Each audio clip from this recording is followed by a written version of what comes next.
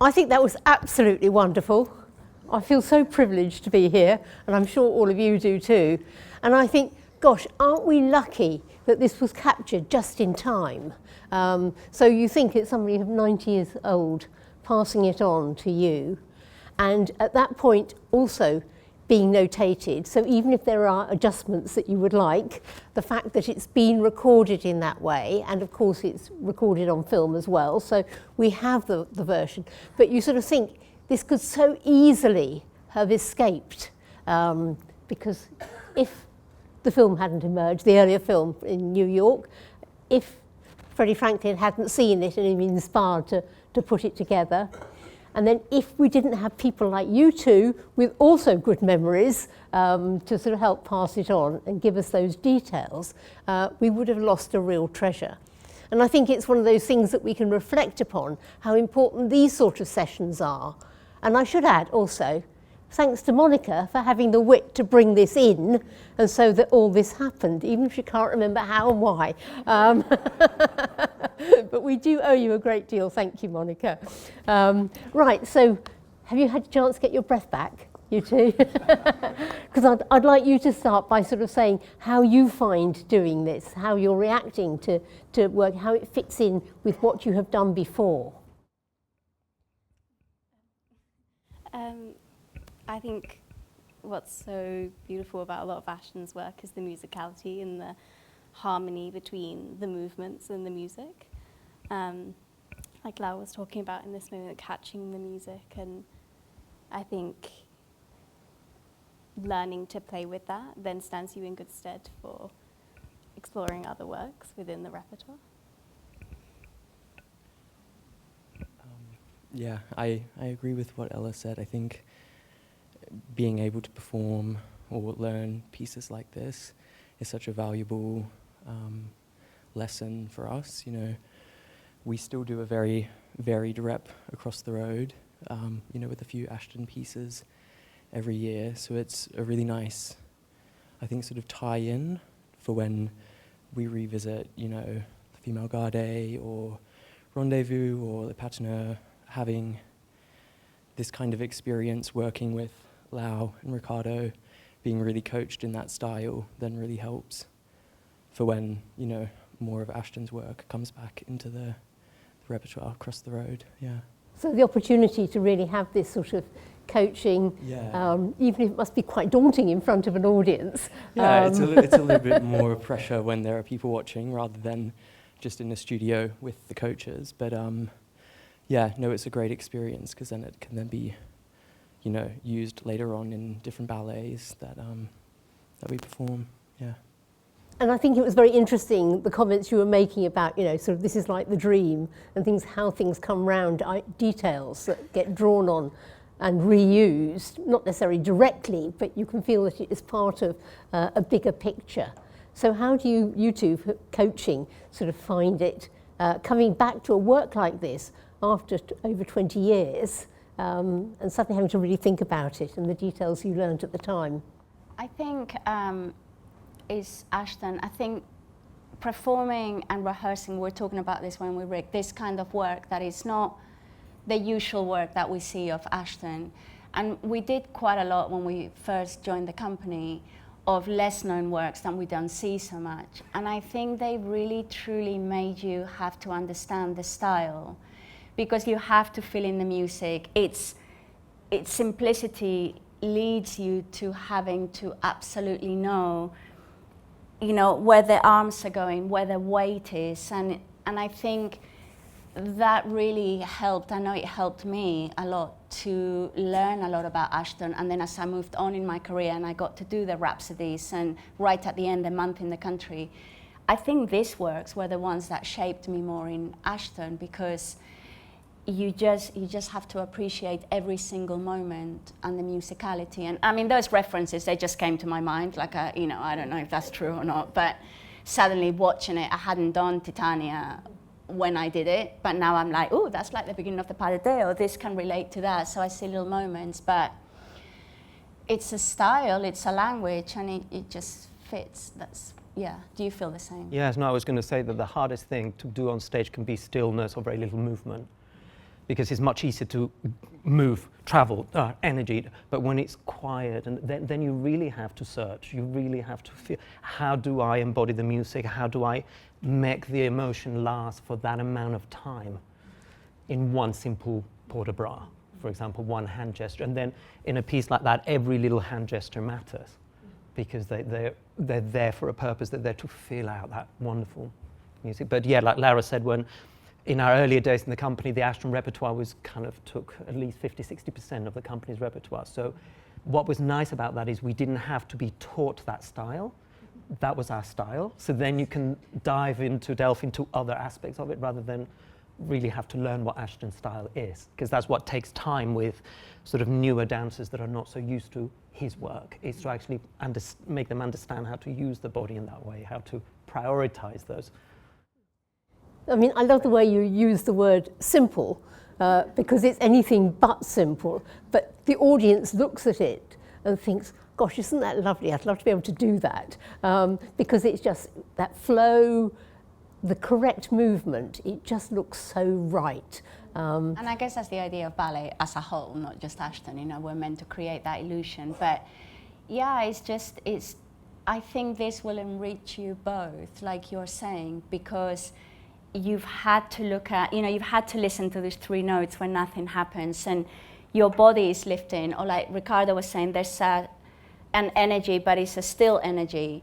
And when I coach, now that I'm coaching more, it's something I talk about all the time, and it just seems a wonderful piece to, and also because they're such wonderful dancers, and I mean, talking about the lady because she's the one that I work with most, you know, there's just such a beautiful, instinctive, natural Ashton way of moving, you know, which I'm sure you trained for hard.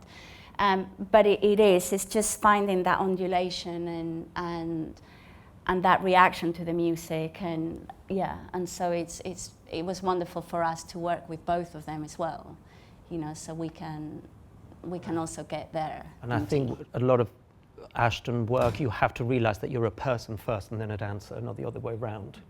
Yeah. And often what we do is you try to be the dancer, and actually you have to be the person first, and make sure that everything feels real and natural, and it's not I'm not saying a put on, but it's not, oh, I'm meant to be there in this position. It needs to have a sense of realism to it for it to reach the audience, because the audience can tell the difference between fake and real. So how much did Frederick Franklin talk to you about the characters you were playing? He was very much about the feeling more than the actual character. So he allowed us to explore more about the characters, but it was more about, this is when you're feeling the embrace, this is when you're feeling that she's going away, so it was more giving you permission to have artistic license within the piece as well, to find your way of embodied that character. Also, it's interesting because when you were reading, I mean, that's what he said. So I think that's what he remembered most. Yes. When you were giving us a lot of history, I mean, I turned around to Ricardo and I was like, that would have been really helpful when we were actually doing it, but we didn't have really any of that background. But when you said that, that's exactly what he brought to us, you know, that, and again, like, you know, we always talk about all those, like every step means something, you know, and it's always like that with the Macmillan work. But I mean, you can hear, this is where it starts. This is the inspiration, you know, this is what the Royal Ballet is. And so, yeah, it was interesting, exactly what Ricardo said. It was the feeling of every movement, how it ripples through your body, how you catch the note to create an emotion. And I love the way you make comments about, you know, the elements being magnetic, as if they're being drawn, because that's really what comes across, that sort of sense of two bodies finding one another in different ways. And then Ricardo, take credit for that. but I think you have to have a clear narrative in your head of what you're doing. And I don't mean necessarily, oh, this is the moment that I embrace her, this is the moment I kiss her, but you have to have a narrative. Why am I going over there? What's the intention of doing this? Why am I on center?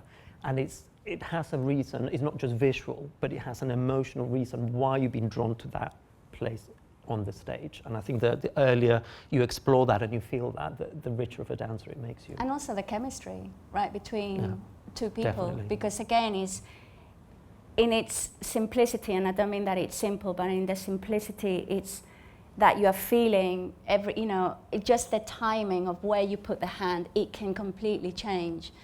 And I think that it allows you to get more in tune with your partner and start to create partnerships, which I think Ricardo and I had worked quite a bit together when we got to this. So in that sense, that was already, but we grew together because of this kind of work.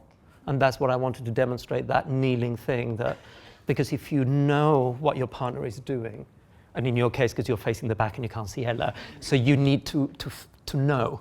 So you know that you're doing exactly what she's doing at the same time, the same amount of undulation. And the only way you're going to get that is by working as a unit. And it's all that. As well, for a male dancer, the difficulty is you've got two roles. You're looking after yourself, but you're also looking after the lady. So you have to really go with her breath. Again, you have to put yourself in her breath rather than have your own breath. And if that happens, then the chemistry works because you're always breathing with your partner. We don't feel that, Ella. We just all for ourselves. It's like, no, it's not true. We also have to think, it's a partnership. It's how these things, how it gets elevated. Two people breathing and connecting in the same way. And I do find as a pas de deux, it's quite extraordinary in the way there are so many physical levels to it. You're on the ground, rather more than in many Ashton works. The lifts at that time in the 1930s were unusual to have those sort of lifts. And of course, it is a work that uses space, and Ashton was getting more space than he was used to with other productions. So there's so many elements that are in that work that I think are worth really thinking about. Yeah, and that the transitions are so smooth. It's like, that last lift, which we're a little bit late, but that's fine, we'll address that another day. But it's just that smoothness. And it was interesting when you were talking about almost the decaying of, it can almost seem that way, like something falling off a costume or just something, Again, it reminds me of Fee, that last part of the shoulder lift, when you have your legs tucked and we have to bring you down really, really slowly and your position never changes to the floor. And again, it's the same thing, sort of bringing the lady down in the same position to the floor, so it feels very kind of... And that's 20 years later. Yeah. It's quite interesting how some of these sort of ideas were there that we probably wouldn't, unless a few things like this survive, we wouldn't know actually how Ashton's choreography really evolves. And so it really is a privilege to have these sort of opportunities to discover. So. Thank you. Thank you so much for such an enthralling lecture, masterclass and Q&A. And at this point, is there anyone in the audience who would like to ask our panel a question? Corinne. I would. Thank you. Firstly, thank you very much. That was fabulous. Is there such a thing as a natural Ashton dancer who has got all the qualities that Ashton would have been looking for? And if so, what are those qualities? Can I just repeat the question, because some people may not have heard it. The question is in terms of, is there a natural Ashton dancer, and really what are those qualities? I think it takes training, and it takes a lot of respect for Ashton's language to get to become an Ashton dancer. Don't cut corners. This is one of the biggest things. It's like, because it's so difficult, to be an Ashton dancer, I think you have to be musical, you have to understand the nuances of the music, how to play with it and let it embody the music. I have that sensibility of the footwork. For men, I know it's like low lifts, musicality, steel legs or such precise legs, but then you've got to have a very pliant upper body, how you use the backs, how you use the arms, that nothing is behind you. There's hundreds of things, obviously. And you do have to train in that, but I fell in love with the Royal Ballet because of that. When I first fell in love was just this elegance that I hadn't seen anywhere else, and I think that is really part of Ashton. And so I think when I say natural, it's more that it's all there to be trained, and more than no work is needed. You just naturally have it. I think you need to have a person who's naturally musical and naturally coordinated, because those things you can't really train. if someone can't hear the music or if someone can't feel the music, of course you can give them counts.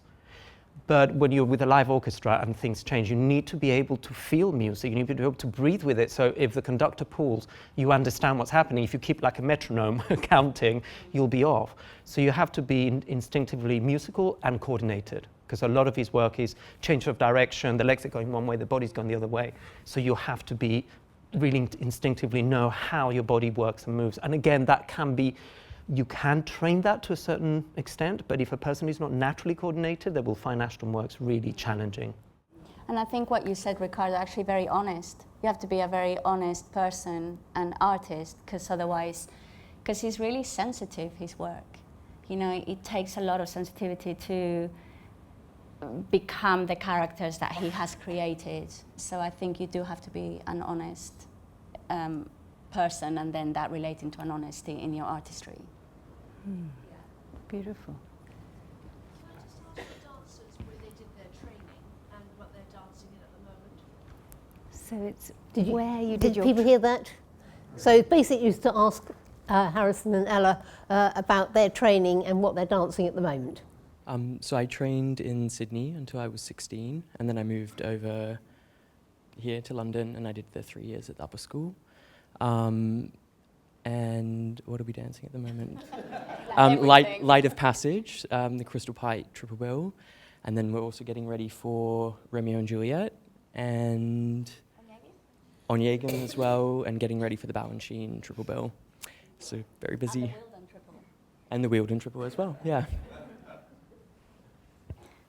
So I joined the Royal Ballet School, age 11, and then went the whole way through the lower school and progressed into the upper school and into the company. And yeah, I'm dancing the same works as Harrison, Light of Passage, the Balanchine Bill, be preparing for the Wielden Bill soon, and just finishing our first run of Onegin. It's made you tired just thinking about it. Yeah. Yeah. Do we have any more questions? Yes. Opportunity for this to be performed, because they've put so much work into it and it looks so wonderful. Is it likely that it can be performed? We have to get the video to Kevin O'Hare. But we should also say that there is a lovely solo, Frederick solo, for the man. Yes. We haven't had time to do, but we will for certain do. Yes. In fact, we should have a sort of solos afternoon, I think. We'll try and dig up a couple more. Yeah. But that one, for sure, Ricardo, Yes, you must come back and do that. please. Yes. I missed that slightly. It might just have been part of the answer. Did I understand you to say, Jane, that apart from this pas de deux and I think a male solo, the rest of the ballet is effectively unrecreatable? I think that's the case. I mean, I'm afraid I haven't actually seen the film. I haven't been to New York since this was planned, which is the only place one can actually go and sort of see what else there is, if there is anything that really could be. I suspect quite a lot of what's on film will be sort of rather blurred, and if it's large groups, it's very difficult to really sort of work from that. So essentially, I think what has happened is that the two sections that Frederick Franklin really knew, he has saved. So even if we can't see the whole work, I think, I mean, I know I could do more work in discovering more about the ballet, so there is more to be sort of said about it, because it's not a work that's well documented. But that said, I don't think there's going to be other sections of this work, and if anyone put it together, it would only be this is possibly what Ashton might have done, rather than what we know he did and has been passed down. Well, I think this is a lovely moment to finish. Thank you so much for being here and for another fascinating masterclass.